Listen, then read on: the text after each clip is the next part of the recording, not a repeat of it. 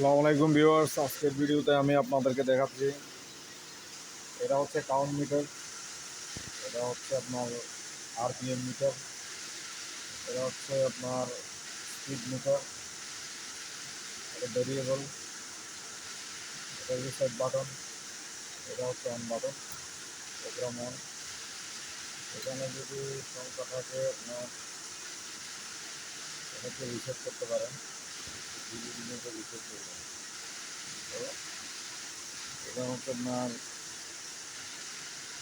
এখানে স্কেল আছে, আপনার গ্যাপিং স্কেল যেটা আছে এটা হচ্ছে গ্যাপিং স্কেল। এই গ্যাপিং স্কেলের মধ্যে আপনার কতটুকু ঘনত্ব করবেন এটা তার উপর ডিপেন্ড করে। এটা হচ্ছে স্কেল মেজারমেন্ট।